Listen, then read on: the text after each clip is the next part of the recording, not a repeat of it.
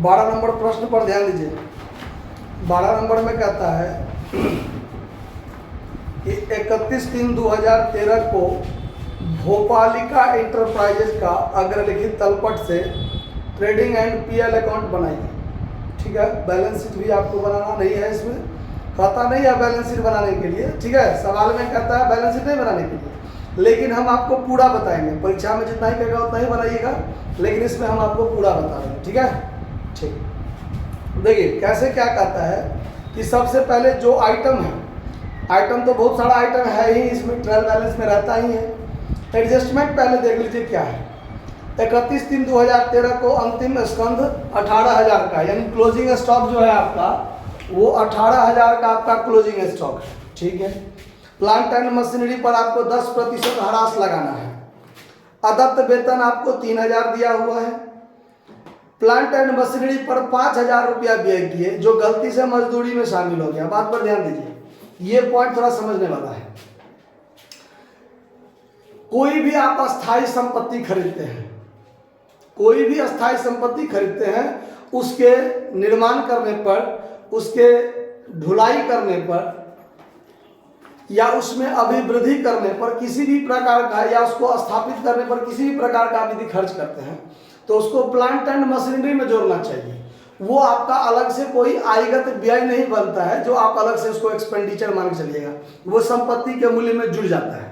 जैसे मान लीजिए हम अपने व्यवसाय में एक ठंडा उंडा का आइटम रखना चाहते हैं, उसके लिए हम दुकान के उद्देश्य से फ्रिज खरीद कर ला रहे हैं कहीं से, तो जहाँ फ्रिज खरीदे वहाँ से अपने दुकान तक लाने में अगर हमको 1,000 रुपया भाड़ा देना पड़ा और फ्रिज हम 10,000 में खरीदे थे, 1,000 भाड़ा देना पड़ा, तो 10 से 11,000 हमारा भाड़ा फ्रिज का दाम हो जाएगा। समझ में आया? अगर मान लीजिए फ्रिज को सेट करने के लिए मान लीजिए हम बोर्ड, प्लग, तार ये सब लगवाते हैं, तो वो भी उसी के स्थापना पर खर्च हुआ ना, उससे भी आपका फ्रिज का दाम ही बढ़ेगा। ठीक है, तो ये बात ध्यान रखना है। तो उसके लिए हम कोई अलग से कैरेज नहीं लिखेंगे, वो फ्रिज में ही जुड़ेगा, फिक्स एसेट्स में ही वो जुड़ेगा। तो यहाँ पर ये बात है। तो 5,000 रुपया प्लांट एंड मशीनरी पर दिया गया, गलती से मजदूरी में लिखा गया, तो मजदूरी प्लांट एंड मशीनरी होता है फिक्स एसेट्स में लिखाता है, और मजदूरी ट्रेडिंग डीआर में होता है। लेकिन वो मजदूरी ट्रेडिंग डीआर में नहीं लिख करके आपको प्लांट एंड मशीनरी में जोड़ना है, बैलेंस शीट में जोड़ना है, और तब आपको डिप्रिसिएशन काटना है, जो आपको कहता है प्लांट एंड मशीनरी पर 10% ह्रास लगाइए। तब ह्रास लगाएंगे जब ये 5,000 इसमें से घटा के इसमें जोड़ लेंगे, तब नहीं तो गलती कर लीजिएगा। और अप्राप्य ऋण 1,500 से अपलिखित किए जाएंगे। ठीक है, चलिए। और 100 रुपया छूट अर्जित हुआ परंतु प्राप्त नहीं हुआ, कोई बात नहीं। अब जैसे आपका आइटम है एक लाइन से कैश इन हैंड 500, तो ये आपके बैलेंस शीट में चला जाएगा कैश इन हैंड 500।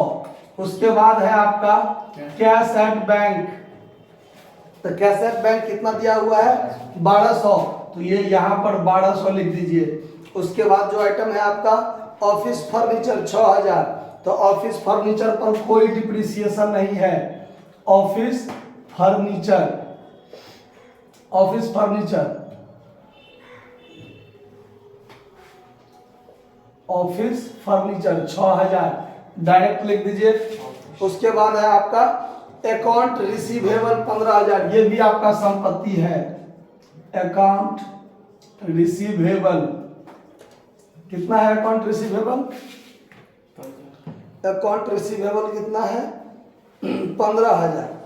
अच्छा, एक चीज आप गौर से ध्यान दीजिए, ये जो अकाउंट रिसीवेबल है ये आपका अकाउंट क्या कहते हैं, bad debt, sorry book debt यानी देनदार और बिल्स रिसीवेबल, ये दोनों को मिला के बनता है अकाउंट रिसीवेबल। ठीक है, डेटर और बिल्स रिसीवेबल दोनों को मिला के हम लोग ट्रेड रिसीवेबल कहते हैं, और उसी को अकाउंट रिसीवेबल भी कहा जाता है। और यहाँ जो आपका एडजस्टमेंट है 1,500 रुपया अप्राप्य ऋण का आप लिखित कीजिए, तो आप तो जनरली जानते हैं कि ये देनदार भी से घटता है, और देनदार आइटम आप इसमें देख लीजिए, कहीं भी देनदार का आइटम आपको कहीं भी लिखा हुआ नहीं है।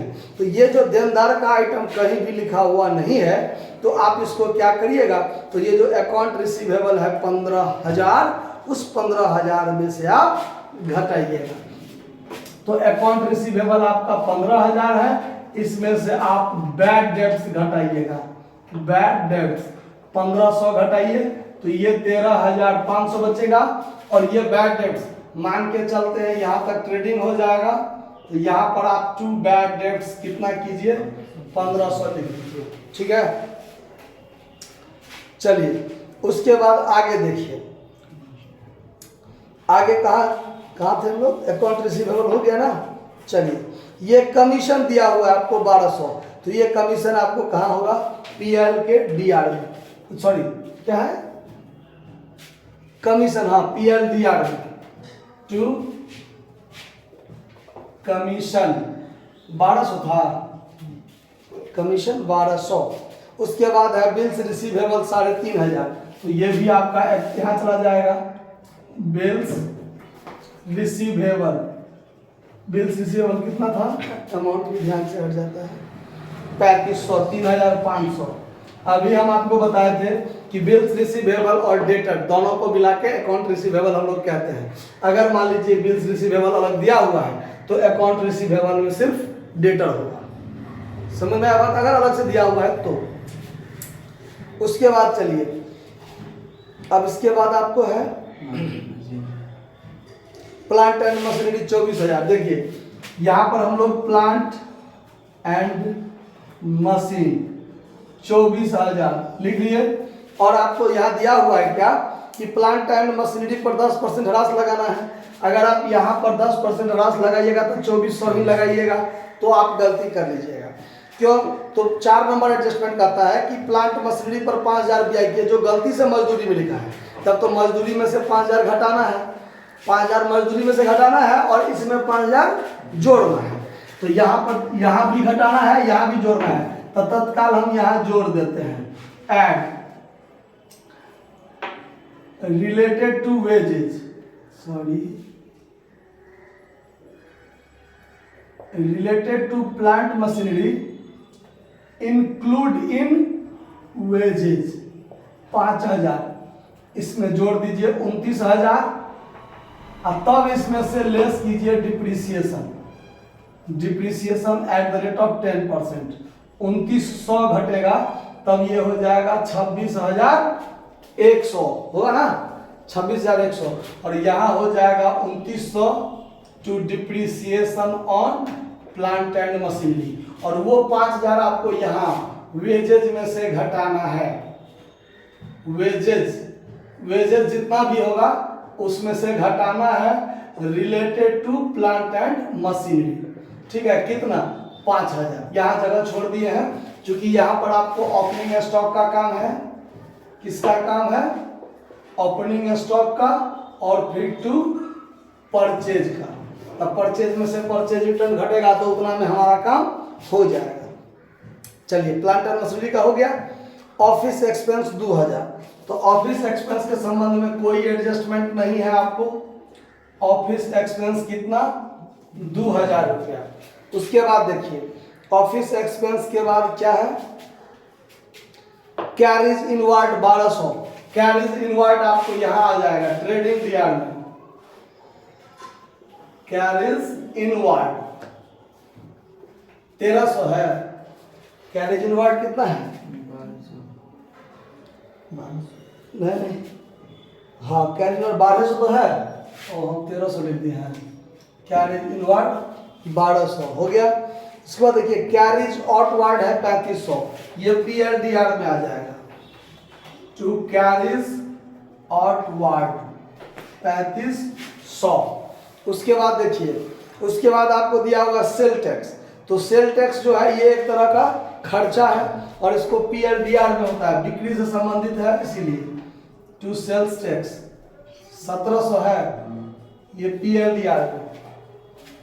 चलिए उसके बाद इन्वेस्टमेंट इन शेयर, ये संपत्ति है आपका, इन्वेस्टमेंट इन शेयर, इन्वेस्टमेंट इन शेयर कितना है, इन्वेस्टमेंट इन शेयर 25,000, ये आपका संपत्ति है 25,000। उसके बाद है आपको इन्वेस्टमेंट इन शेयर 25,000, वेजेज 30,000, देखिए मिल गया यहाँ पर वेजेज 30,000, 30,000 में से 5,000 घटेगा तो कितना होगा 25,000, क्योंकि ये 5,000 प्लांट एंड मशीनरी से रिलेटेड था जिसको गलती से वेजेज में शामिल कर लिया गया था। तो वेजेस तो नहीं है, तो वेजेस से घटा दिए, प्लांट एंड मशीनरी में जोड़े, तब डिप्रिसिएशन आया। तो वेजेज आपका कितना रह गया? 25,000 रुपया। चलिए ये काम हो गया। सैलरी 7,000 है और आउटस्टैंडिंग सैलरी भी है आपको, तो यहाँ पर आप सैलरी लिखिएगा कितना? 7,000 और 300 है आउटस्टैंडिंग सैलरी ना, 3,000 है, हाँ 3,000 ठीक है। तो इसमें ऐड कर देंगे आउटस्टैंडिंग सैलरी, तो सैलरी 10,000 हो गया। और ये आउटस्टैंडिंग सैलरी आपका लायबिलिटी है, आउटस्टैंडिंग सैलरी लायबिलिटी है, तो लायबिलिटी साइड में लिख दी। उसके बाद वेजेस सैलरी हो गया। ओपनिंग स्टॉक 12,000, तो ये ओपनिंग स्टॉक आता है, यहाँ पर रिजर्वेशन करके छोड़े हुए हैं।